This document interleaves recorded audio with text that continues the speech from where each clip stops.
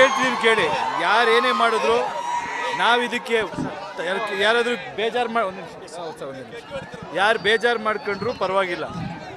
ಅಭಿಮಾನಕ್ಕೆ ಇವತ್ತು ಯಾಕೆ ಬಂದು ನೋಡ್ತೀವಿ ಅಂದರೆ ನಮ್ಗೆ ಅವ್ರ ತಂದೆ ತಾಯಿ ಮೇಲಿರೋ ಗೌರವಕ್ಕೆ. ಅವ್ರ ಈ ಥರ ಹೆಚ್ಚು ಕಮ್ಮಿ ಈ ವಿಷಯ ಬಿಡಿ, ಇದು ಆಕ್ಸಿಡೆಂಟ್ ಅಂತ ಅನಿಸುತ್ತೆ. ಇದರಲ್ಲಿ ನೀಟಾಗಿ ನೋಡಿದಾಗ ಪಾಪ ಅವ್ರಿಗೆ ಗೊತ್ತಾಗದೆ ಇದಾಗಿದೆ. ಬಟ್ ಕೇಳ್ಕೊಳ್ಳೋದು ಒಂದೇ, ದಯವಿಟ್ಟು ಯಾವುದೇ ಕಾರಣಕ್ಕೂ ನಮ್ಮ ಮೇಲೆ ಅಭಿಮಾನ ತೋರಿಸೋದ್ರಲ್ಲಿ ನಿಮ್ಮ ಪ್ರಾಣಕ್ಕೋ ನಿಮ್ಮ ಕುಟುಂಬಕ್ಕೋ ಇದು ಮಾಡ್ಕೊಂಡು ನಾವು ಖುಷಿಯಾಗಿರಲ್ಲ. ನಮಗೆ ಬರ್ತಡೇ ಅಂದ್ರೆ ಇದಾಗ್ಬಿಟ್ಟಿದೆ.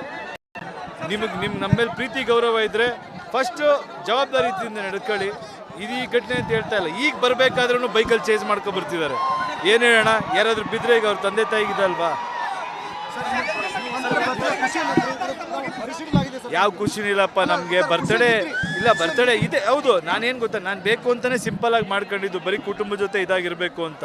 ಕೋವಿಡ್ದು ಇದೆಲ್ಲ ಹೇಳ್ತಿರಲ್ಲ, ನಾವು ಹೊರಗಡೆ ಮಾತಾಡೋದು ಇನ್ನೊಂಥರ ಪ್ರಾಬ್ಲಮ್ಮು, ಬೇರೆ ಬೇರೆ ವ್ಯವಹಾರಗಳು ಎಷ್ಟು ಇರುತ್ತೆ, ನಮ್ಮಿಂದ ಅದು ಇದು ಮಾಡ್ದಂಗೆ ಆಗಬಾರ್ದು ಅಂತ. ಏನು ಮಾಡ್ತೀರ, ಅಭಿಮಾನ ಅಂದರೆ 3ನೇ ಸಲ ಅಲ್ಲಪ್ಪ ಇದು. ಲಾಸ್ಟ್ ಇಯರ್ ಒಬ್ಬ ಬೆಂಕಿ ಹಾಕೊಂಡು ಮನೆ ಮುಂದೆ ಇದು ಮಾಡ್ಕೊಂಡ್ರು, ಇನ್ನೊಬ್ಬನ ಕೈ ಹೋಗಿತ್ತು, ಅವನ ಕೈ ಇದು ಮಾಡಿಕೊಟ್ಟಿದ್ದೀವಿ. ಹಿಂಗೆ ನಡೀತಾ ಇದ್ರೆ ದಯವಿಟ್ಟು ಹುಷಾರಾಗಿರಿ, ಅಷ್ಟು ಮಾತ್ರ ಕೇಳ್ಕೊಳ್ತೀನಿ.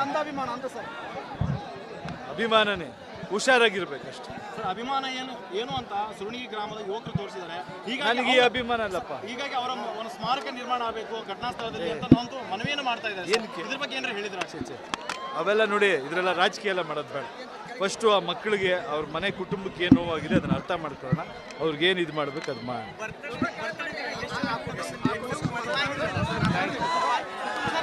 100% ಅದಕ್ಕೆ ತಾನೇ